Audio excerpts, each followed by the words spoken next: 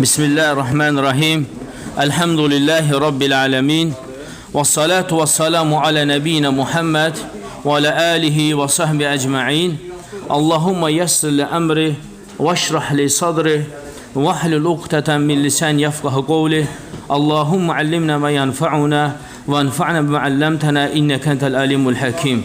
Allahümme beyin lana hakka hakkan verzukna ittiba'ahu ve beyin lana batılan ve cübne min. Her şeyden önce kardeşler, Allah subhanahu wa ta'aladan takvalı olmağı birbirimize hatırlamalıyıq, tövsiye etməliyik. Çünkü kul ne kadar çok birbirine Allah qorxusunu tövsiye ederlerse xeyir üzerinde olarlar. Ve həmçinin Allah subhanahu wa ta'alanın nemətlərini xatıb şükür etməliyik. Çünkü her birimizin üzerinde Allah subhanahu wa ta'ala nemətləri saysızdır, hesapsızdır.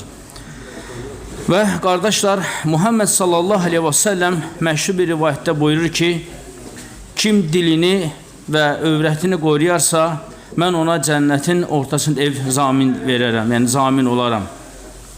Şeyh Hüseyin Rahmalı bildirir ki, Allah Resulü sallallahu aleyhi ve sellem, yani bu iki ezanı yani bir yerde zikr eləməsi onu gösterir ki, yani her ikisinin de hareket eləmə səbəbi istəkdir. Yani şəhvət istəkdir. Yani dil də istəyəndə danışır, istəyəndə böhtan atır, istəyəndə qeybət edir, istəyəndə xoş söz deyir, istəyəndə yaxşı söz deyir, istəyəndə pis söz deyir. Eləcə də deyir, övrət də bu cürdür.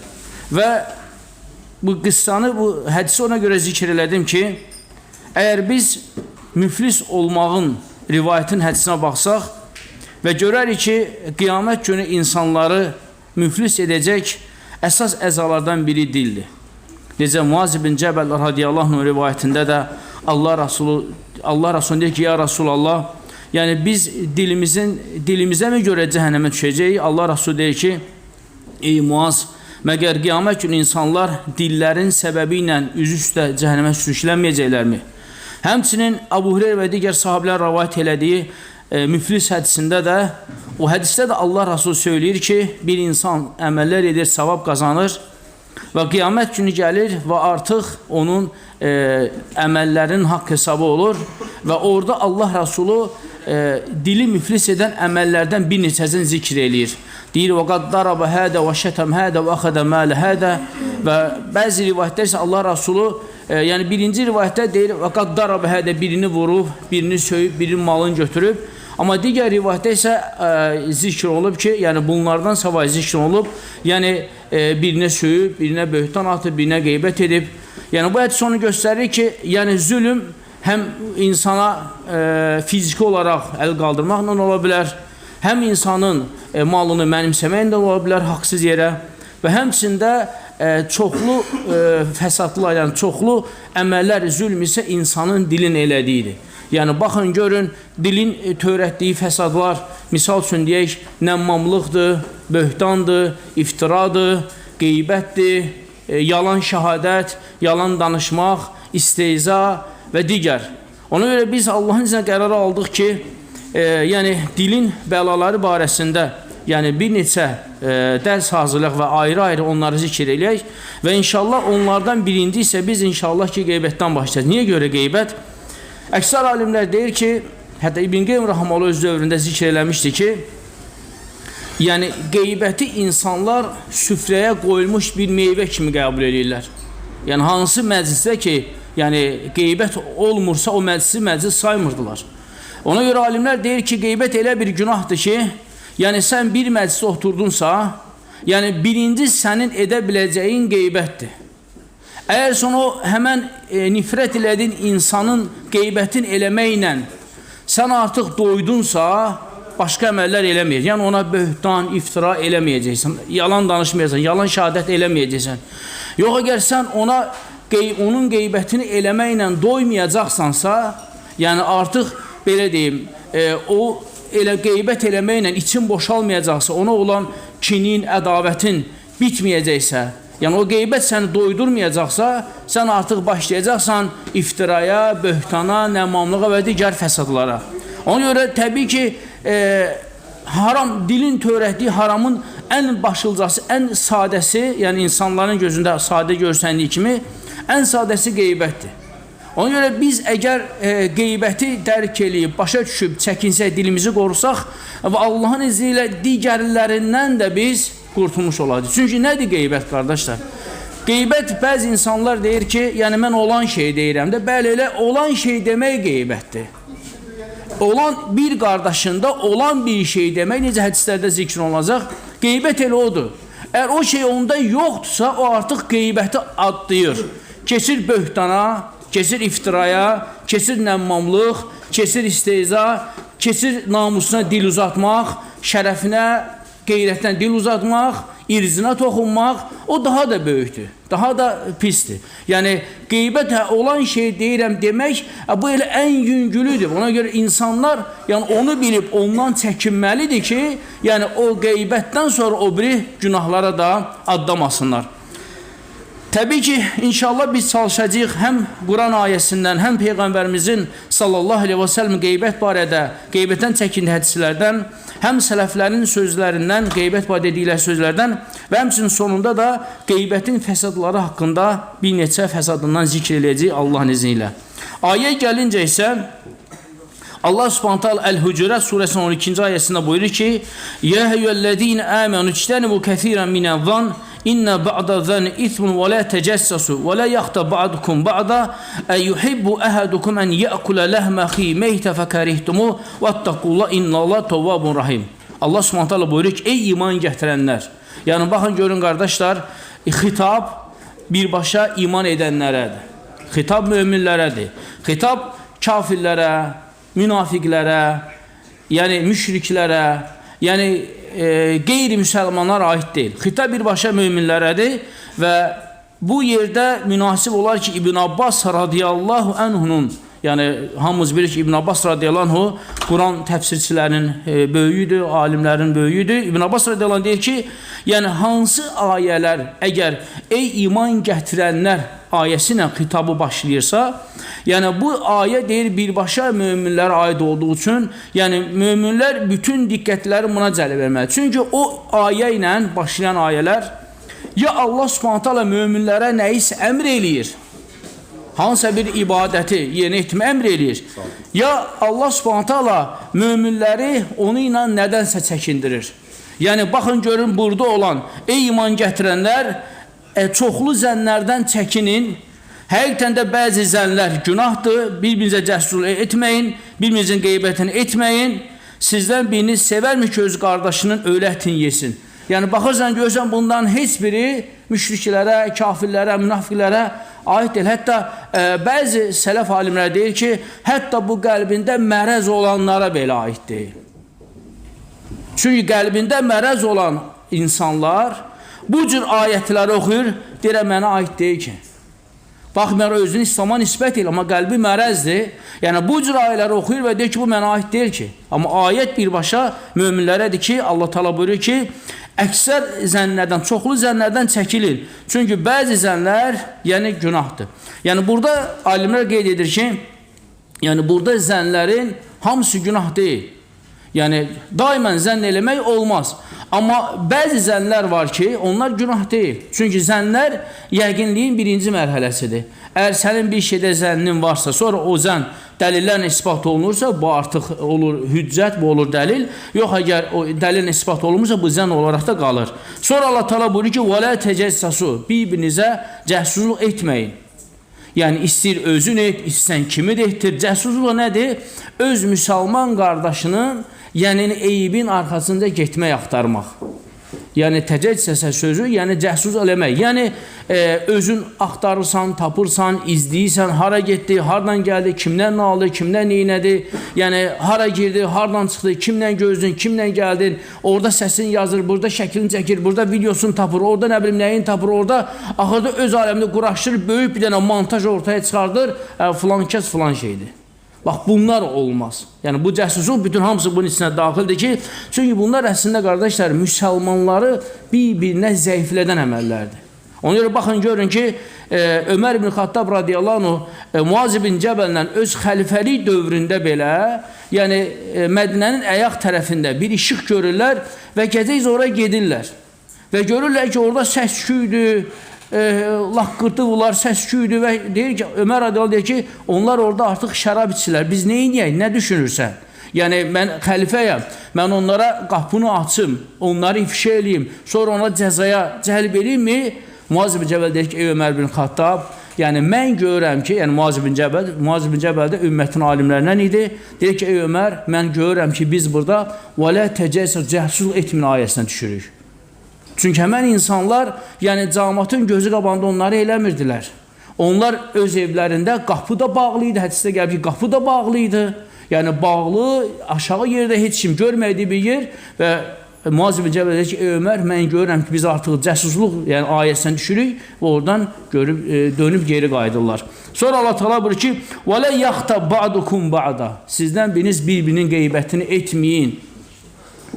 Sonra Allah Subhanahu Teala yəni qeybətin yəni necə murdar bir əməl olduğunu arxasında zikr edir. Buyurur ki, əyyuhibbu əhədukum Sizdən biriniz sevərmi, istəyərmi? Nəyi? Ən yəkulə ləhməxi mehtə Öz qardaşının ətini yəni qardaşı ölüb, ölmüş ətini yesin.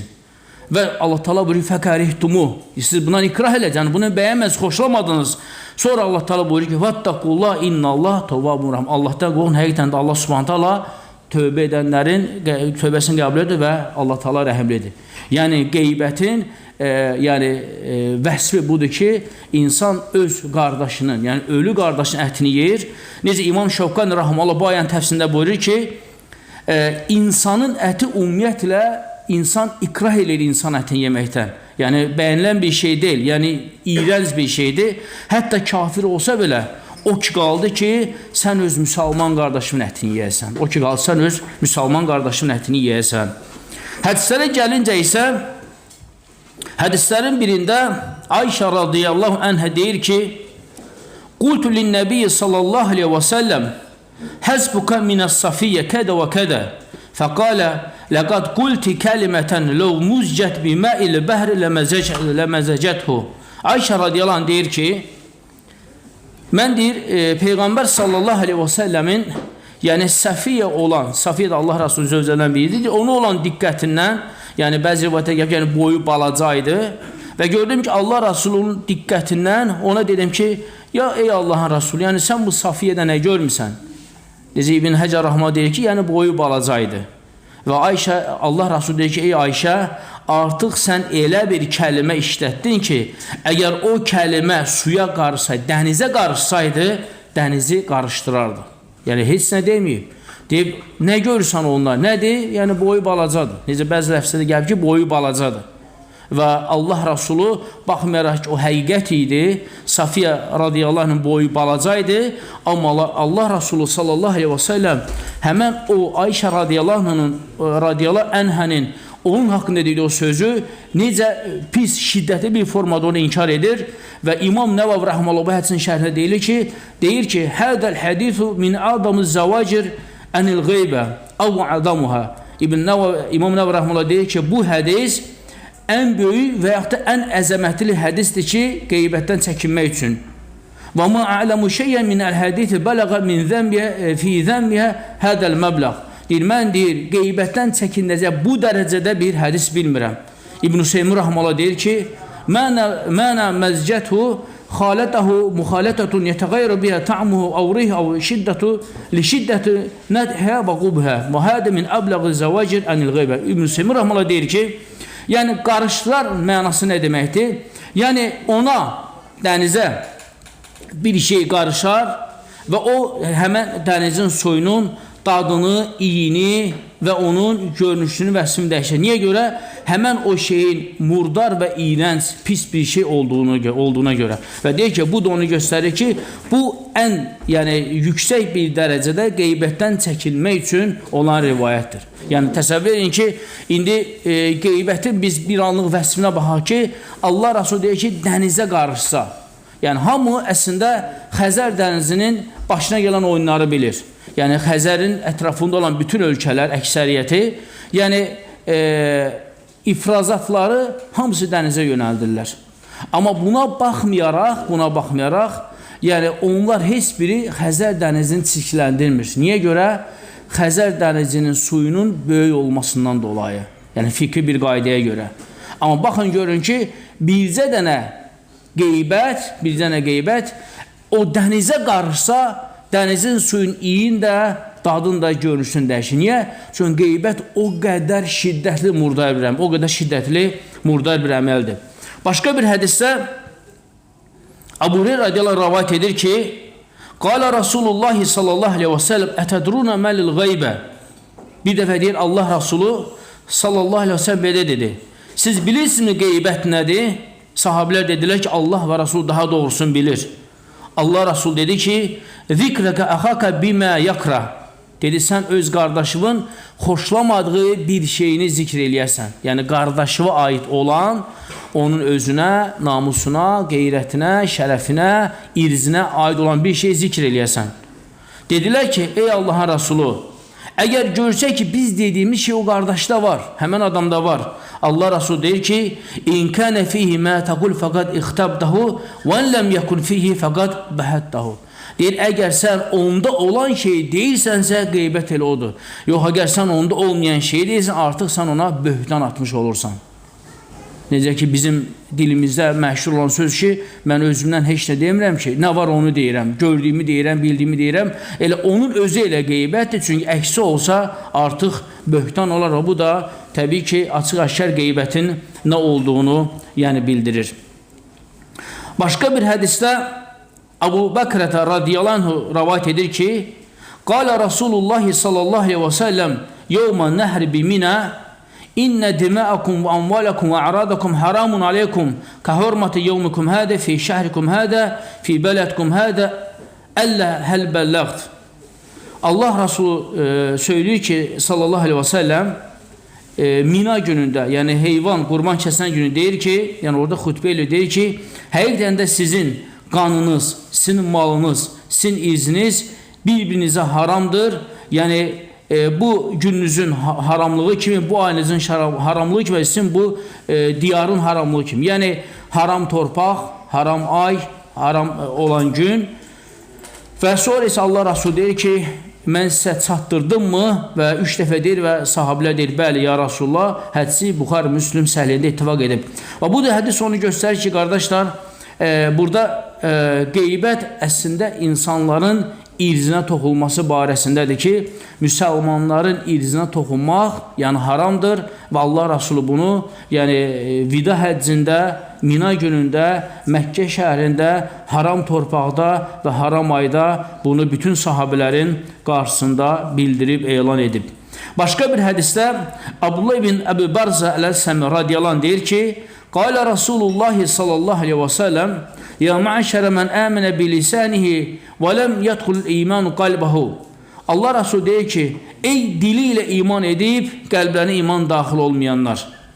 Yəni, bu artıq o kəslərə aiddir ki, onlar əslində kəlmə-i şəhadət deyiblər, onlar artıq müsəlman sayılırlar, onların hələ də iman qəlblərinə bərqərar olmayıb. Yəni, baxma ki, insan meçidə gəlir, insan saqqal saxlayır, sünnəyə rayət eləyir, 5 namaz meçiddədir. Amma bəzi hallarda o cür insanlar görürsən ki, iman müsəlman olduqları halda hələ də iman onların qəlblərinə bərqərar olmayıb. Və Allah Rasul deyir ki, ey dilləri ilə imana gəlib, qəlblərə iman daxil olmayan toplum, yəni ya'məşər, həmən toplum, la təqtabul muslimin, müsəlmanların qeybətini etməyin. Yəni, xitab kimlərə aiddir, qardaşlar? Yəni, o insanlar ki, müsəlmanların qeybətlərini edirlər, hansı ki, onlar onun Qurandan da, sünnədən də haram olduqlarını bildiyi halda, qeybətin edən murdar, iyrənc bir əməl olduğu halda, bunu bildikləri halda, onlar müsəlmanların qeybətini edirlərsə, Allah Rasulü sallallahu aleyhi ve sellem həmən insanları dili ilə müsəlman olub, dili ilə iman gətirib, qəlblərinə iman daxil olmayan, bərqərar olmayan kəsələr adlandırır. Və başqa hədisdə bu hissəsindən buyurur ki, Lə tu'zul muslimin, müsəlmanlara əziyyət verməyin. Çünki bir müsəlmana ən çox gələn əziyyət onun ilk olaraq onun qeybətinin olunmasıdır. İnşallah biz onun fəsadlarını zikr edəcəyik Allahın izni ilə. O da onu göstərir ki, müsəlmanların qeybətin edən kəslər dili ilə iman edib qəlblərinə iman daxil olmayan, yəni kəslərdir. Başqa bir hədisdə Ənəs bin Malik radiyallahu anh rəvayət edir ki, Qalə Rasulullah sallallahu aleyhi və səlləm Ləmmə uricə bihi məratu bi qovmin ləhum əfvarun minən nuhəs yaxmişunə vücuhum və sudurahum. Allah Rasulü Ənəs bin Malik radiyallahu anh rəvayət edir ki, Allah Rasulü sallallahu aleyhi və səlləm belə dedi. O zaman ki, mən Meyracda olanda, mən deyir, Cəbraillə bir qövmin yanından keçdim. Bir toplum insan yanından keçdim, hansı ki, onların dırnaqları misdən idi. Və onlar üzlərini və sinələrini cırırdılar. Deməli, dırnaqları ilə. Yəni, dırnaqları ilə mis idi və üzlərini, sinələrini onlar darıyırdılar. Sanki belə yolmuş kimi. Və dedim ki, ey Cəbrail, bunlar kimlərdir? Çünki Allah Rasulü görür və təəccüblənir və soruşur. Çünki əzab, yəni şiddətli formadadır. Yəni, ən azından Allah Rasuluna sallallahu aleyhi ve sellem onun şiddətli olduğunu göstərir. Artıq göstərib, yəni o cür insanların halı budur. Bunlar bu cür əzab çəkəcəklər. Cəbrail aleyhisselam dedi ki, Həuləyillədini yəkulun luhumən nəs və yəqaun fi əradim. Deyir, onlar o kəslərdir ki, onlar müsəlmanların, insanların ətlərini yer və onların irzinə toxunarlar. İrzi nədir? Namusu, şərəfi, qeyrəti, insanın şəxsiyyəti, insanın mənəviyyəti və onlar o kəslərdir. Bu da təbii ki, qeybət edənlərin halını necə əzaba düçar olduqlarını göstərən açıq-aşkar hədisdir və hədisi Abu Davud və İmam Əhməd rəvayət edib və Şeyx Albani hədisi səhih hesab etmişdir. Başqa bir hədisdə Bara bin Azib radiyallahu anh rəvayət edir ki, Qalə Rasulullah sallallahu aleyhi və səlləm Ər-riba 72 bəbən. Allah Rasulü söylüyor ki, sələm, yəni riba, faiz 72 dərəcədir. Alimlər deyir ki, 72 qapı, yəni 72 dərəcə, yəni günahın dərəcə, qatı 72 dərəcədir. Ədnəhə mislə ityanı racil ummahu. Deyir, onun ən aşağısı, ən yüngül qapısı, ən yüngül cəzası bir insan öz anası ilə nigah eləməyi kimidir. Yəni, nigah nə deməkdir? Yaxınlıq eləməyi kimidir. Yəni, təsəvvür edin ki, sələmin, ribanın ən yüngül qapısı, yəni 72 dərəcəsi var. Onun ən yüngülü bir insan öz anasına nigah etməsi kimidir. Yəni, əslində, riba həqiqətən də şiddətli bir əməldir, qardaşlar. Necə ki, sələf alimləri, müasir alimlərdən, yəni riba haqqında qısa bir nəsiyyəti var idi, bəlkə də dərsdən çıxama bir hissə idi. Və o zikr edir ki, yəni ribanı Allah Subhanahu taala Quran-ı Kərimdə Allaha və onun Rəsuluna qarşı müharibə elan edənlər sayır. Yəni onlar hərb eləyirlər. Sələm, riba edənlər Allaha və onun Rəsuluna hərb edirlər. Və alim də, şeyx də deyir ki, hərbdə nə deməkdir? Hərbdə hökmən itki var. Əgər döyüş varsa, döyüşdə ölüm də var, itki də var, dağıntı da var, əsir düşmək də var, şikəst qalmaq da var və s. Ona görə görürsən ki, günümüzdə bəzi qardaşlar var ki, illərin ibadət edəndir, tovhid əhlidir. Yəni, sələmin açıq-aşkar haram günah olduğunu bildiyi halda, yəni bir balaca sıxıntıya düşən kimi dərhal sələmə qaçırlar. İstəyir özəl sələmlər olsun və istəyirsə ki, bank kreditləri olsun, yəni qaçırlar ora. Niyə? Bəs anamın belə sıxıntısı vardı, belə əməliyyat oluyor və s. Halbuki, bizim bir neçə illər öncə belə bir qardaş var idi, onun anası əməliyyat olmalıydı, yəni bölgələrdən o qardaş, yəni o dedi ki, mən heç kimdən borc götürəm, düz o vaxtı yəni bu cür vəziyyət yox idi, yəni qardaşların sədəqə qrupları yox idi, yardımlaşma yox idi, yəni bu həqiqətən böyük bir neymətdir, gərək qardaşlar o qrupların, yəni o sədəqə işini davam etdirmək üçün daimən duada olsunuz, çünki böyük bir neymətdir. Yəni, özünüz də şahidlik edirsiniz ki, nə qədər qardaşların, yəni o qrupların hesabına, yardım hesabına, yəni işlər həll oldu. Yəni, o vaxt belə bir məsələ yox idi. Qardaşa da 4-5 min pul lazım idi, anası ilə əməliyyat olmalı idi və əlacı bankdan kredit götürməkdir. Yəni, evin girov qoyub götürəcəkdi və o bizə sual verdi və biz də tələbələrə yönəltdik. Şeyx Süleyman Ruheyli dedi ki, haramdır, olmaz, çünki şəriət ona dilənməyə icazə verib. Yəni, həmən insan əl açıb dilənə bilər o əməliyyatın pulunu yığmaq üçün, ancaq o insan gedib bankdan pul götürə bilməz. Çünki dilənmək haram deyil. Hədislərdə hansı dilənmək qadağan gəlib, çoxunuz bilirsiniz. O, haqsız yerə dilənənlər, hansı ki, qiyamət günü onların üz-gözləri sürtülmüş formada gələcəklər və insanlar biləcək ki, bunlar haqsız yerə insanların pulunu yeyiblər. Ehtiyaclar olmadığı halda dilənir, pul yığılır. O qadağandır. Amma insanın ehtiyacı varsa, yəni onun başqa bir çıxışı yolu yoxsa, şəriət ona dilənmək icazə verib. Yəni, bu haram bir şey deyil. Haram bir şey deyil. Və ya da ki, şəriət icazə verib ki, həmən insan kömək edə bilən insanlara müraciət edir. Bu icazəlidir. Amma sən sələmin haram olduğunu bildiyi halda sən gedib harama, sələmə girməyin, bax gör, o sələmin 72 dərəcə günahının ən yüngülüdür. Ən yüngülü. Yəni, ağırı deyil hələ o. Ən yüngül, yəni 72 dərəcə sələmin günah qismi varsa, onun qabağında deyilən ən birincisi nədir, qardaşlar?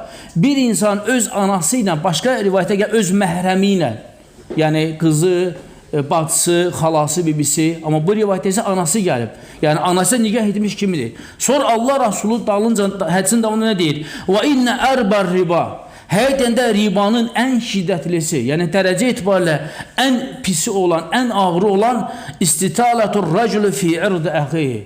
Bir insanın öz müsəlman qardaşın irzində uzun-uzun dil uzatması, uzun-uzun danışmasıdır.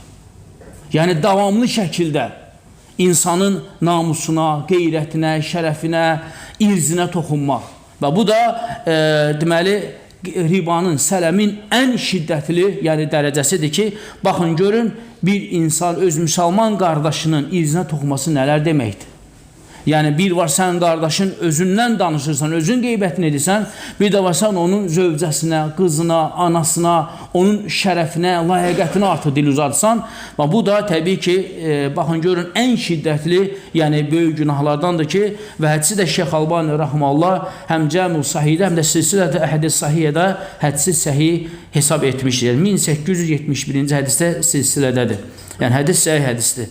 Və bu da onu göstərir ki, təbii ki, qardaşlar, yəni riba yüngül əməl deyil, riba ağır, böyük günahlardandır və onun ən yüngülü öz məhrəmi ilə nikah etmiş kimi və onun ən şiddətli dərəcəsi isə bir insanın öz müsəlman qardaşının irzinə uzun-uzun, yəni danışmasıdır.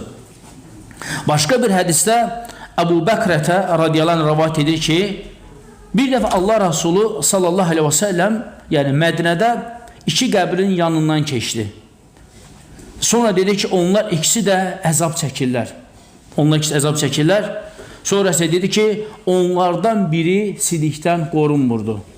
Sonra o birisi haqqında dedi ki, o birisi isə nəmmamlıq edə gəzirdi. Və bu da onu göstərir ki, İbn Həcər Rəhməllah deyir ki, yəni hədis ehtimal var ki, Peyğəmbər sallallahu aleyhi və səlləm, yəni başqa rivayətdə də gəlib ki, qeybət edirdi. İbn Həcər Rəhməllah deyir ki, və burada ehtimal var ki, yəni Peyğəmbər sallallahu aleyhi və səlləm bir dəfə keçəndə sidikdən qorunmaqla nəmmamlıq barədə deyib və başqa vaxt keçəndə isə sidikdən qorunmaqla qeybət haqqında deyib. Çünki ümumiyyətlə o dövrdə sahabələrin yolu ilə Bəqidən keçir deyənə onlar gün ərzində isə də oradan yəni keçə bilərdilər. İndi isə qardaşlar, sələflərdən qeybətin məzəmmət olmağı barəsində bəzi nəqillər var, onları zikr edək. Çünki ümumiyyətlə bu sələfin yoludur ki, yəni sələflər əgər bir şey haramdırsa, həm onun Qurandan, sünnədən haramına dəlalət varsa, eyni zamanda sələflər də onları həmən o haram olan, məzəmmət olan şeylər öz sözlərində də zikr edib xatırlı insanlara çatdırardılar. İbn Abbas radiyallahu anh deyir ki, "Uzkur ahaka izə qaba anka bima tuhib an yazkuraka bih." Deyir ki, qardaşın sənin yanında olmadığın vaxtı sən qardaşı o şeylərlə xatırlat ki, hansı şey ki sən istəyirsən ki, o sən olmayanda səni xatırlasın. Yəni xoş sözlər. Yəni necə ki sən olmayanda istəyirsən sənin dalınca yaxşı sözlər danışsınlar, eləcə də qardaşın da olmayanda sən də onun haqqında da yaxşı sözlər danış.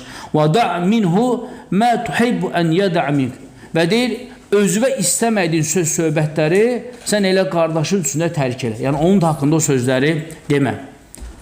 Amr bin As radiyallahu anh deyir ki, bir dəfə o, ölü bir eşyəyin yanından keçir və ətrafındakiləri, bəzi rivayətdə yəpi gedir, bir də təzdən qayıdır, ətrafındakilara toplayır və həmən ölü eşyəyin ətini göstərib deyir ki, لَأَنْ يَأْكُلَ الرَّجُلُ مِنْ هَذَا حَتَّى يَمْلَأَ بَطْنَهُ خَيْرٌ لَهُ مِنْ أَنْ يَأْكُلَ لَهَمَ رَجُلُ muslim. Deyir ki, sizdən biri biz, yəni bu ölü eşyəyin ətini yeyib qarnını doydurmağı daha xeyirlidir, nəinki sizdən biriniz öz müsəlman qardaşın ətini yeməsi.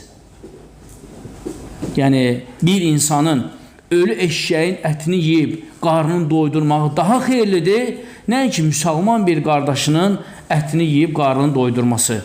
Abdullah ibn Mübarək rəhməllah deyir ki, لَوْ كُنْتُ مُخْتَابًا أَهَدًا لَاخْتَبْتُ وَالِدَيْهِ لَأَنَّهُمْ أَحَقُّ بِحَسَنَةِ İbn Mübarək rəhməllah deyir ki, əgər mən bir kəsi qeybət etsəydim, mən öz valideynlərimin qeybətini edərdim, çünki onlar mənim həsənətimə, savabıma daha haqlıdırlar.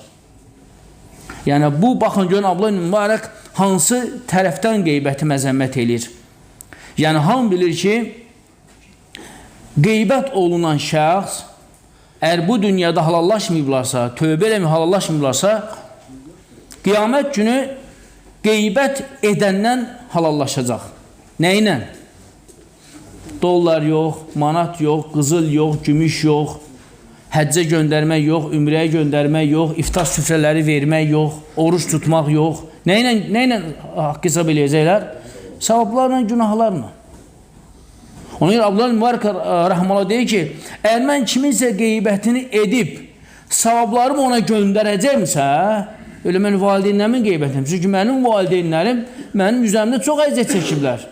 Məni uşaqlıqdan dünyaya gətirib, böyüdüb, mənim bütün əziyyətimə qatlaşıb, məni boya başa çatdırıb, mənə elm verib, elm öyrədib, məni dəvətçi eləyib, mühəddis eləyib, alim eləyib. Yəni, mən niyə görə illərin əziyyət çəkdiyi savabımı nifrət elədiyim insana verməliyəm?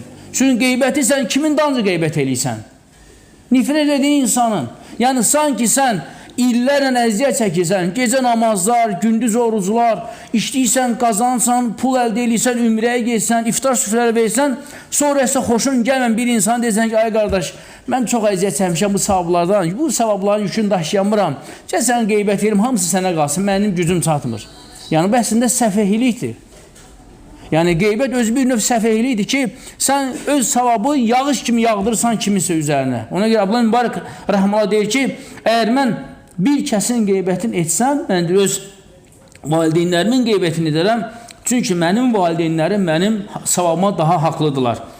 Başqa bir rivayətdə Əbu Asim rəhməllah deyir ki, məxtabtu əhədən munzu əlimtu ennəl qeybətə tadurru bəhliyə. Deyir ki, mən biləndən ki, qeybət öz əhlinə, qeybət edən kəsə zərər verir, mən həmən gündən deyir, qeybəti tərk elədim. Çünki qeybət heç bir halda sənə xeyir gətirmir. Heç bir halda. Heç bir halda. Heç bir halda qeybət sənə xeyir gətirə bilməz. Qeybət sənə yalnız və yalnız zərər gətirə bilər. Həm dünyada, həm də axirətdə. Başqa bir rivayətdə İmam Əhməd rahməhullah öz oğlu ilə sübh namazına meclisə gəlir. Və görür ki, mecliddəkilər uzanıb yatıblar. O zaman Abdullah, İmam Əhmədin oğlu Abdullah atasına deyir ki, ey ata, bunlar hələ də yatıblar, deyir. Alimlər deyir ki, sonra bu hədisi, Abdullah bunu deyəndə İmam Əhməd rəhməllah deyir ki, kaş sən də yatıb qalardın, amma o sözü deyir, işlətməzdin. Alimlər deyir ki, İmam Əhməd rəhməllah ümumiyyətlə gecənin uzun gecə namazı qılanlardan idi. Və böyük ehtimalla ki, o gecə namazı qılmaqdan gəlirdi və oğlu ilə gəlib və mecliddəkilər hələ də sübhə oyanmamışlar. Yəni, alimlər bu cür vəsf eləyirlər və oğlu da atası ilə bir yerdə durur və sübh namazdan gəlir, gör, hələ də mecliddəkilər yatıblar. Çünki mescid o dövrdə, yəni günümüzdəkindən fərqli idi. Mescid o dövrdə müsafirlər orada qala bilirdilər, etikaf üçün qala bilirdilər. Ondan sonra kimsə evi eşiği olmurdu, gəlib qala bilirdi. və Abdullah ibn İmam Əhməd öz oğlu ilə sübh namazına gələndə və onun oğlu dediyi sözün qarşısında deyir ki, kaş sən də yatıb qalardın, yəni gör nə deyir, kaş sən yatıb qalardın, nədən? Gecə namazından. Çünki gecə namazından gəliblər böyük ehtimalla və deyir, kaş sən o savabı əldə eləməzdin, amma sən o sözü də deməzdin. Niyə görə? Çünki sən o qılıb gəldiyin ibadət, savab artıq onların qeybəti ilə artıq onlara yazılır. Yəni onlar yatıblar və ata oğuldur, başqa heç kimsə yoxdur. Yəni bu o deməkdir ki, hətta kiminsə qeybətini sən öz yaxınımın yanında eləməyin belə qeybətdir. Ya qardaşıva deməyin, ya atava deməyin, ya oğluva deməyin, bu öz də qeybətdir. Yəni İmam Əhməd öz oğlu ilə bu qissa gəlir başlarına. Və İbn Sirin rəhməllah, onun da bir qissası var. İbn Sirin rəhməllah bir dəfə bir qövmün yanından keçir və o qövmdən bir nəfər aralanır və gəlir İbn Sirinə deyir ki, ey imam deyir, yəni biz sənə toxunmuşuq, yəni sənin haqqıva girmişik, bizə halallıq ver. Yəni qeybət eləmişik, böhtan atmışıq, iftira atmışıq, yəni haqqıva girmişik. İbn Sirin rəhməllah deyir ki, İnni lə uhillu ləkə mə harramallahu aleyk. Deyir, Allahın sənə haram elədiyi, mən sənə necə halallıq verim ki?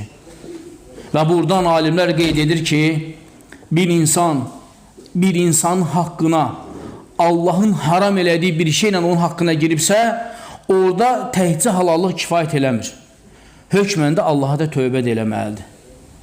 Yəni sən kiminsə haqqına girmisənsə, yəni bir var ki, haqqına girmisən hər hansısa bir əməllə, misal üçün deyək ki, insanlar növbəyə dayanıb və sən cəmaatı nəzərə almayıb, növbədən çıxıb gəlirsən, insanların haqqına girsən, burada halallığın kifayət edir. Çünki o, Quran və sünnə ilə təsbit olunmayıb.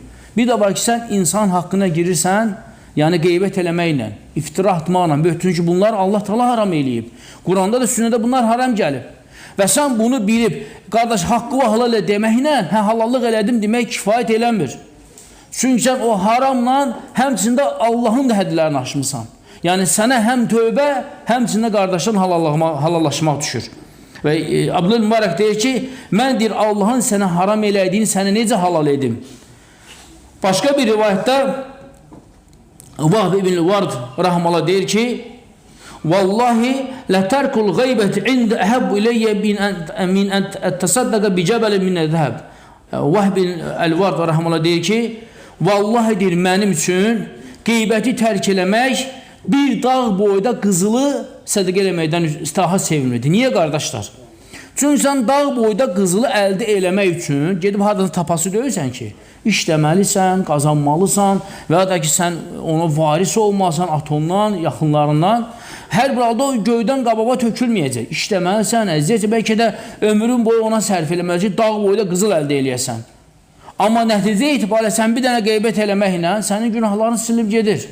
Ona görə bu sələflərin başqa bir sözünə də uyğun gəlir ki, İbn Qeym rəhməllah bunu zikr edir ki, insan öz salih əməlini qorumağı daha xeyirlidir. Yəni, daha çətindir, daha çətindir. Yəni, bir vaxt ki, sən salih əməllərin dalınca gedirsən, xeyir əməllər edirsən, amma əməllərini qoruya bilmirsən. Ona görə əməlləri qorumaq, elədiyin xeyir əməlləri qorumaq hansısa bir salih əməl etməkdən daha çətindir. Yəni, sən özünü öyrəşdirsən, sünnət oruclarını tuta biləcəksən. Sən özünü öyrəşdirsən, gecə namazlarına dura biləcəksən. Sən özünü öyrəşdirsən, hər cümə 1 manat, 2 manat sədəqə eləyə biləcəksən. Amma sən dilini qorumasan, kiminsə böhtan atmaqdan, qeybətdən, iftadan qorumasan, sənin gecələrində, sənin gündüzlərində, sənin sədəqələrində qiyamət günü həmən haqq sahibləri üzündə dayanıb üzünü səndən alacaqlar onları. Ona görə xeyir əməlin savabını qorumaq əməli etməkdən daha çətindir, əməli qorumaq. Ona görə də Vahb ibn Vard rəhməllah deyir ki, yəni qeybəti tərk eləmək, dağ boyda qızıl sədəqə verməkdən mənim üçün daha xeyirlidir. Yəni nə? Qeybəti tərk eləmək. Qatadə rəhməllah, yəni Quran təfsirçilərindən İbn Abbas radiyallahu anh tələbələrinə olub, Qatadə rəhməllah deyir ki, Əzabul qabr sulutu minəl qeybə və sulutu minəl bol və sulutu minəl nəmimə. Qatadə rəhməllah deyir ki, qəbr əzabının 3də biri qeybətdəndir, 3də biri sidqdən qorunmaq və 3də biri də nəmmamlıqdandır, yəni nəmmamlıq etməkdəndir. Və bu da sələflərdən varid olan qeybətin məzəmmət olunması barədə bəzi nəqillər idi. İndi isə sonuncu məsələmiz, yəni qeybətin fəsadları. Təbii ki, qardaşlar, hər bir günahın təzahürdə fəsadları var. Yəni elə bir günah yoxdur ki, o insana həm də cəmiyyətə təsir eləməsin. Çünki bəzi günahlar var ki, o insanın özünə təsir eləyə bilər. Misal üçün, insan gedib gizlincə siqaret çəkə bilər, gizlincə, Allah qorusun, haram, fahiş əməl eləyə bilər, gizlincə araq içə bilər. Bu, onun özünə qayıdır. Yəni, bu günahlar onun özünə qayıdır. Amma elə də günahlar var ki, o cəmiyyətə qayıdır, ictimaiyyətə qayıdır. O da nədir, qardaşlar? Qeybət və onun timsalında olan günahlar. Qeybətin ən birinci fəsadlardan biri odur ki, qeybət müsəlmanlar arasında ədavət və həmçində fəsadın yayılmasının əsas səbəblərindəndir. Yəni, müsəlmanlar arasında ədavət və həmçində müsəlmanlar arasında cəmiyyətə fəsadın yayılmasının ən əsas səbəblərindən biridir. Yəni, təbii ki, nə qədər ədavətlər var, düşmənçiliklər var, onların başında qeybət yanır.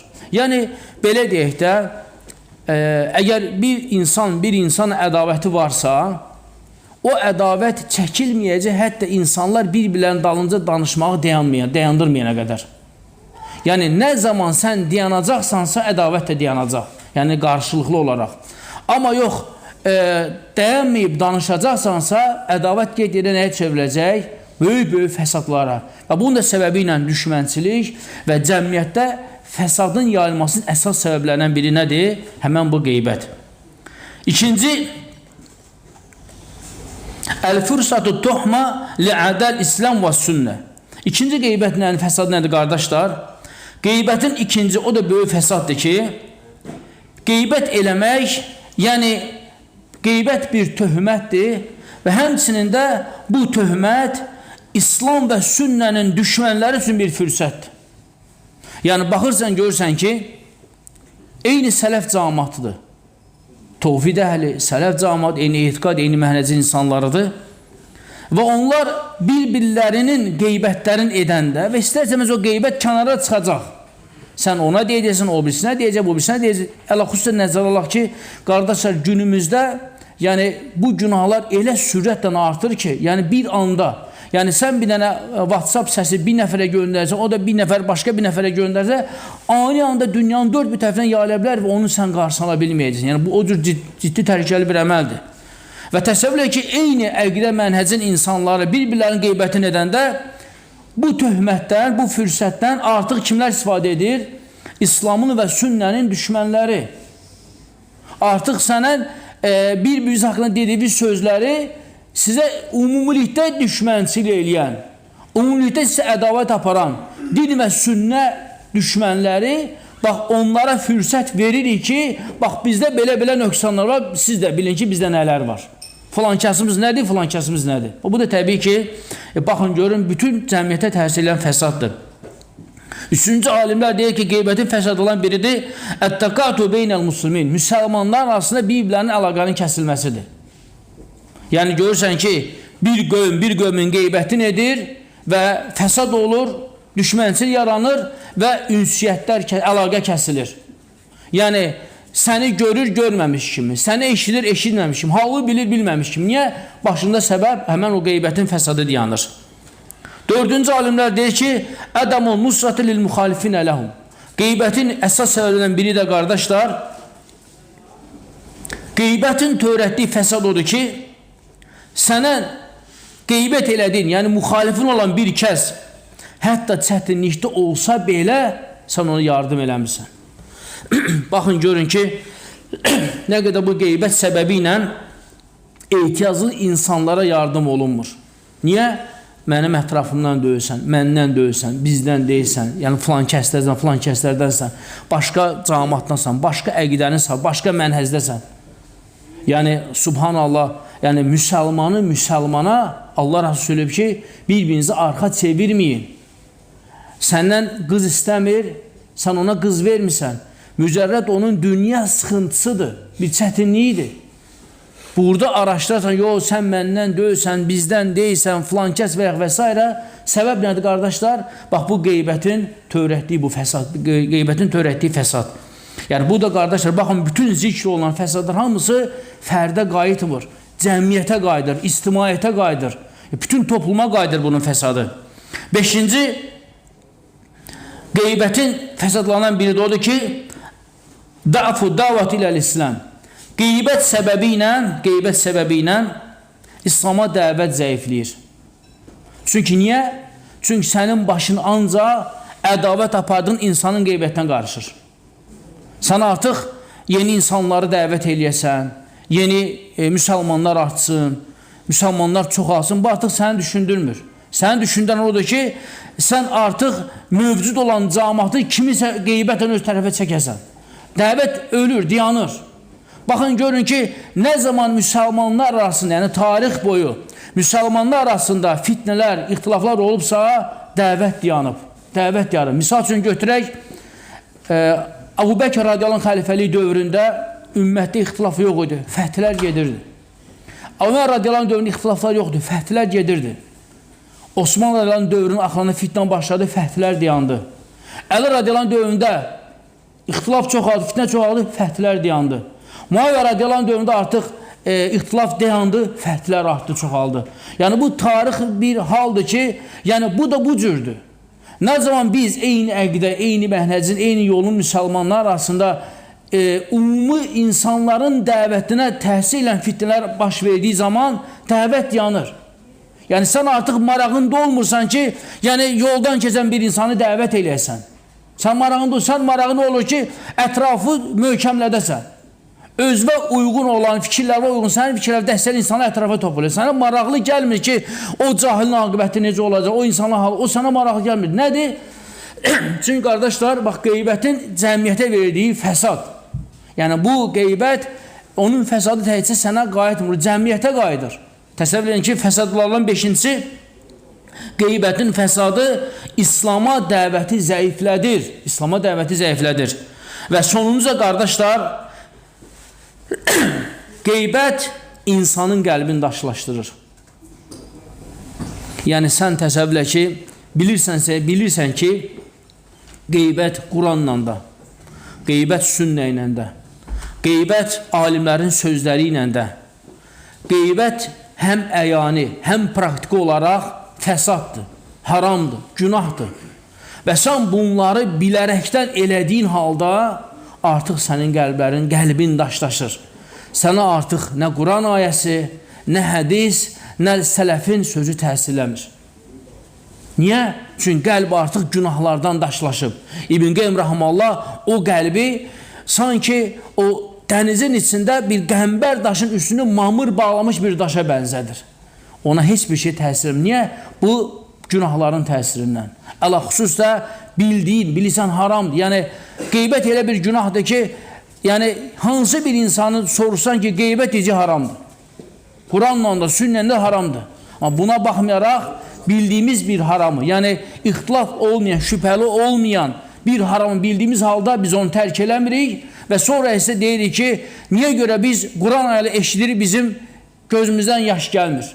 Niyə görə müsəlmanın halını görür, qəlbimiz kövrəlmir? Niyə görə Fələstində, Suriyada, digər yerlərdə müsəlmanların vəziyyətini görürük və qəlbimizə təsir? Niyə? Çünki qəlblərimiz daşlaşıb. Nədir səbəblər? İnsanların haqqına girdiyimiz üçün, insanların haqqına toxunduğumuz üçün. Və Allah Subhanahu taala bizi günahlardan, qeybətdən, namanlıqdan, digər haramlardan qorusun. Allah Subhanahu biz müsəlmanları Quran və sünnə ətrafında cəm eləsin, birləşdirsin. Allah Subhanahu bizdə eşi faydalarından eləsin. Və sallallahu alə Muhammed və alə alihi və sahbə ecmaîn.